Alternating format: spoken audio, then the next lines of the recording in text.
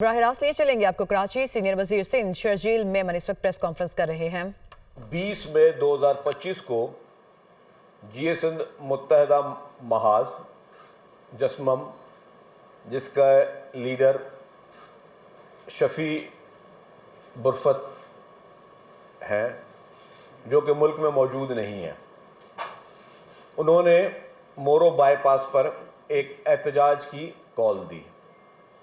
अब वो जो शफी बुरफत हैं वो काफ़ी अरसे से पाकिस्तान से बाहर है, और ये नहीं कि हम इल्ज़ाम लगा रहे हैं, जितने बड़े बड़े वाक़यात हुए हैं, चाहे वो ट्रेन की जो है रेलवे लाइन उन पे ब्लास्ट करने हों, या हमारे दोस्त ममालिक के कुछ फॉरेनर्स पे हमले करने हों, इस तरह के बाकी जितने भी अहम तनसीबात हैं उस पर हमलों में वो ना सिर्फ मुलव्वस रहे हैं, और मैं ये वन साइडेड स्टोरी नहीं बता रहा हूँ, काफ़ी वाक़यात में उन्होंने इसकी ज़िम्मेदारी कबूल की है। उस पार्टी की जानिब से ये एहतजाज मोरो बाईपास पे 20 तारीख को हुआ, और उसमें एहतजाजी धरना दिया गया।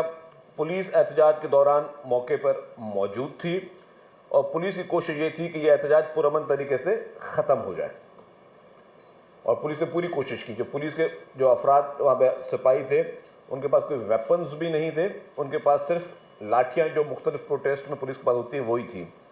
लेकिन एहतजाज में मुजाहिरीन के साथ साथ डंडा बरादर लोग, शरपसंद अनासर भी मौजूद थे, जिन्होंने मुंह पर कपड़े बांधे हुए थे। तो एहतजाज में आप सब ने एहतजाज कवर किए हैं। एहतजाज में मुंह कवर करके कौन आता है? जिसकी नीयत होती है कि मुझे कोई गड़बड़ करनी है या कोई गलत काम करना है, वो एहतजाज के ऊपर जो है मुंह पे वो लेके आते हैं। तो जिन लोगों ने मुंह पे ढांपे हुए थे, उन्होंने वहाँ पे शरपसंदों ने पुरअमन रहने के बाद, हमने कहा था कि पुरअमन रहें, पुरअमन नहीं रहे, लेकिन उन्होंने पुलिस पर पथराव किया, पुलिस पे फायरिंग की, जिसके नतीजे में 8 पुलिस एहलकार और 2 मुजाहिरीन ज़ख्मी हुए। अब मैं आपको एक वीडियो दिखा रहा हूँ, जिससे आपको पता होगा कि जो उस वक्त मौके पर एग्जैक्टली हुआ क्या था। पुलिस के डीएसपी के, पुलिस के बाकी जवानों को जिस तरीके से ज़दोकोब किया जा रहा है, जिस तरह मारा जा रहा है, और कोई क्लैश शुरू नहीं हुआ। अभी आप देखेंगे, एक होता है ना कि दोनों तरफ से कोई क्लैश चल रहा हो, कोई क्लैश शुरू नहीं हुआ, कोई आंसू गैस का शेल नहीं चला। पुलिस वाले जो कि अपनी ड्यूटी वहाँ पे दे रहे थे कि जी कोई गड़बड़ ना हो, वहाँ पे उनको जिस तरीके से तशद्दुद किया गया, उनके सर फाड़े गए, उनकी यूनिफॉर्में फाड़ी गई, उनको ज़दोकोब करके जिस तरह लाते घूसे मारे जा रहे हैं, लाठियाँ मारी जा रही हैं। और आपने देखा कि इस वीडियो में काफ़ी लोगों के मुँह पर कपड़ा बंधा हुआ था।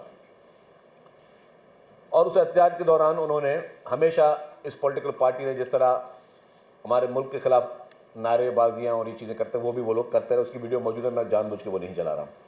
इन अनासर के पास कुछ ऐसे लोग थे जिनके पास धमाका खेज मवाद उनके बैकपैक में मौजूद था। बैकपैक समझते हैं कि जो पीछे एक बैग बांधा जाता है, वो आप उनकी तस्वीर और वीडियो देखें आप।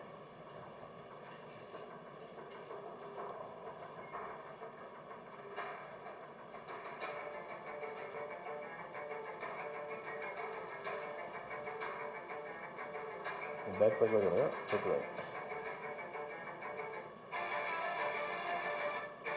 उसी जो बैग में उनके पास वो मवाद, जिससे उन्होंने ऑयल टैंकर्स को भी आग लगाई, और उसी ज़रिए उन्होंने वज़ीर दाखिला सिंध ज़ियाउल हुसैन लंजार साहब के घर में घुस के वहाँ पे भी आग लगाई। और वो मटीरियल केमिकल ऐसा था कि मिनटों में पूरे घर में, दीवारों पे कभी आग नहीं लगती, दीवारों पे आग लगी है। वो बैग पे तस्वीर निकालने जब तक आप, उस मटीरियल के ज़रिए वज़ीर दाखिला के घर के अंदर वो घुसे, वहाँ पे आग लगाई, टैंकरों को आग लगाई, और पूरे घर में जो वो केमिकल के ज़रिए वो आग फैली। जो ट्रालर्स जले उसकी वीडियो मैंने आपको दिखाई। और ये देखिए आप गौर से, बड़ी स्क्रीन करें इसको, ये बैकपैक आप देखिएगा,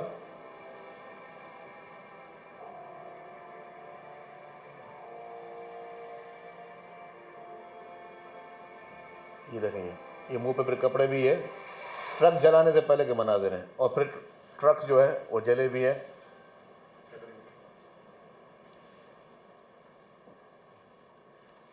ऐसी वीडियोस भी मौजूद है जब यहाँ पे ये हंगामा आ रही कर रहे हैं और वहाँ पे कह रहे हैं चलो चलो लंजार हाउस चलो, और उसमें कुछ ऐसे लोग थे जो सिंधी और सराइकी में भी बात नहीं कर रहे थे, उनकी लैंग्वेज कुछ और थी। तो इस मुजाहरे में कुछ ऐसे लोग भी आए जो कि गैर मुकामी अफराद थे। मुजाहिरीन के पास जदीद असला ऐसा आतशदी मादा था जिससे लग भी रहा था कि कुछ लोगों से कि वो गैर मुल्की हैं, कि लोकल भी नहीं थे। और उन्होंने जिस तरह फिर लंजार हाउस में, होम मिनिस्टर हाउस में जिस तरह आग लगाई, उसकी वीडियो में आपको देख रहे हैं। आप ये केमिकल के बगैर आग कभी नहीं लग सकती। ये जो आप आग के मनाज़िर देख रहे हैं, सिविल स्ट्रक्चर पे कभी इस तरह की आग नहीं लग सकती जिस तरह ये केमिकल के जरिए आग लगाई गई।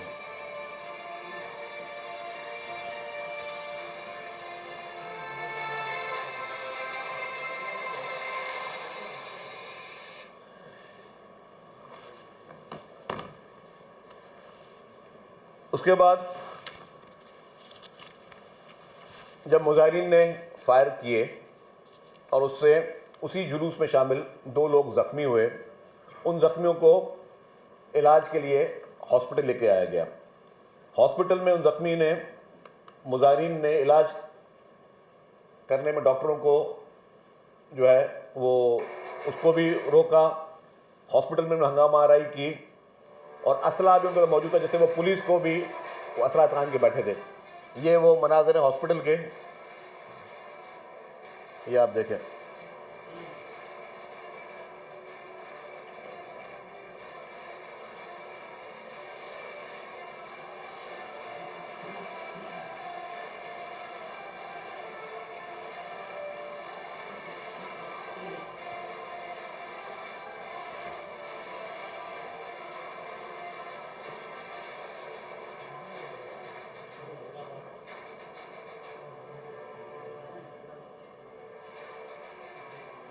ये हैदराबाद के हॉस्पिटल के मनाज़िर हैं।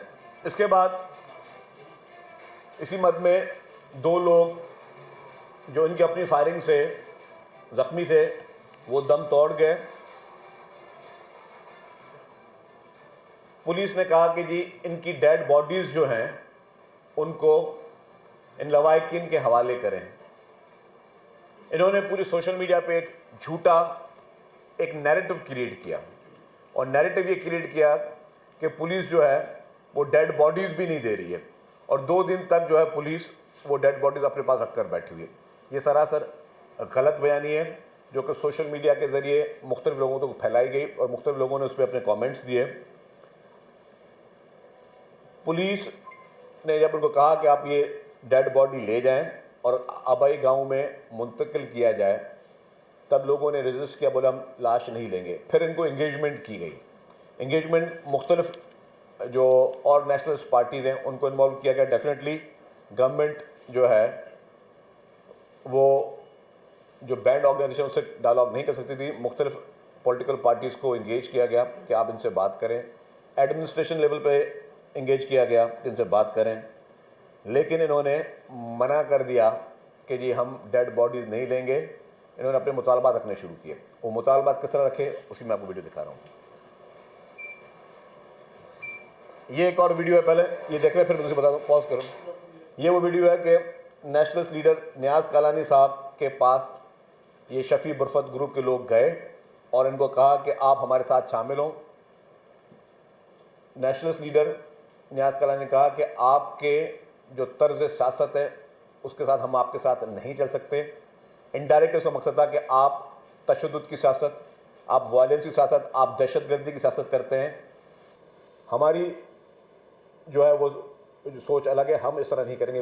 उसके आप एविडेंस देख लें। आप डॉक्टर नियाज़ कालानी ने कहता है हम आपकी दावत को खुलेआम रद्द करते हैं। आपका अंदाज़ सियासत बिल्कुल डिफरेंट है, वायलेंस वाला है, और हम जो है हम इस तरह की जिदोजहद में आपके साथ नहीं सकते जिसमें आपने मुल्क को नुकसान पहुंचाना है या लोगों को नुकसान पहुंचाना है। उन्होंने उसको डिनाई किया। नेक्स्ट वीडियो देखें आप जी। अब गवर्नमेंट इनको, जो सबसे बड़ी इंपॉर्टेंट, पॉज करें इसको, सबसे इंपॉर्टेंट बात है, जो नैरेटिव इन्होंने सोशल मीडिया पे सर्कुलेट किया वो ये था कि जी डेड बॉडी लवाहिकीन मांग रहे हैं, हुकूमत डेड बॉडी नहीं दे रही। और उन्होंने कहा कि ये बहुत बड़ा जुल्म है कि हुकूमत किसी को डेड बॉडी भी तक नहीं दे रही। डेड बॉडीज़ की इनको ऑफर हुई और उसका सबूत ये इनकी अपनी ज़ुबानी है, ये मेरी ज़ुबानी को छोड़ दें, ये अब सुन लें वीडियो।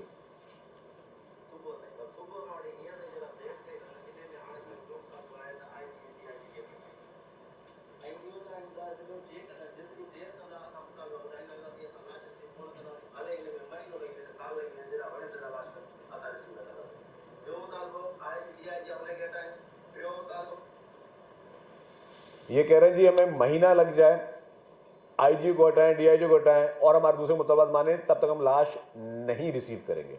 इसका मतलब ये साबित हो गया कि गवर्नमेंट और पुलिस ने इनको कहा कि जी आप डेड बॉडीज ले लें, इन्होंने डेड बॉडीज लेने से इनकार कर दिया। एक और भी वीडियो इससे मुंसलिक है, यही है। अच्छा, अब ये जो पूरा एपिसोड हुआ, अच्छा पहले मैं बता दूं फिर दूसरी वीडियो पे आता हूँ। वकीलों का एक वक्त लाश के सर पर दी गई तदफीन के लिए मुजाहिरीन के पास गया। गवर्नमेंट ने फिर लॉयर्स को भी भेजा, लेकिन उन्होंने इनकी बात मानने से भी इनकार कर दिया, वकीलों को भी मना कर दिया, बोला हफ्ता लगे या महीना लग जाए वो लाश नहीं लेंगे। और उन्होंने हुकूमत को ब्लैकमेल करना शुरू कर दिया आईजी डीआईजी हटाने के बाद कि फिर मजहबी उलमा को भी इंगेज किया गया कि वो मजहबी उलमा भी उनके पास जाए। उन्होंने कहा जी लाश की बेहुरमती ना करें, आपको जो मुतालबात हैं, जो आपको पॉलिटिक्स वो अपनी करते रहें, लेकिन लाश की बेहुरमती ना करें, लाश को तदफीन करने दें। उन्होंने उसको भी इनकार कर दिया। इन सारी चीज़ों के शवाहिद नामों के साथ मौजूद है। मैं जानबूझकर काफ़ी चीज़ें जो है वो खुल के बातें नहीं कर रहा। उसके बाद यही मुजाहिरीन मौजूदा अदालत में दरख्वास्त दायर की और उसमें उन्होंने इल्ज़ाम दायर किया कि पुलिस ने लाश को लापता कर दिया है। ये खुद गए कोर्ट में और कहा कि पुलिस ने लाश को मिसिंग कर दिया।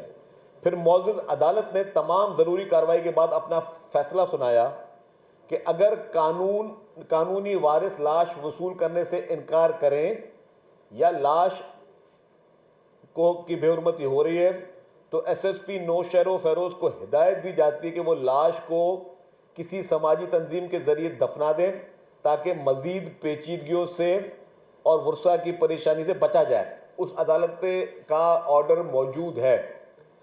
अदालती अहकाम के बाद 10 से 12 घंटे तक लाश रखी रही। डॉक्टर्स एमएलओ करने के बाद लाश को फौरी तौर पर दफनाने का मशवरा दिया, जिसके बाद समाजी तंजीम के जरिए लाश को दफनाया गया, उसकी तदफीन की गई। हुकूमत सिंध ने कानूनी वसा को कहा कि वो लाश को चाहें तो कानूनी तकाजा पूरा करके लाश तहवील में ले सकते हैं और वो अपने मुकामी कब्रिस्तान में दफना सकते हैं। उस पे जो है उन्होंने मना कर दिया।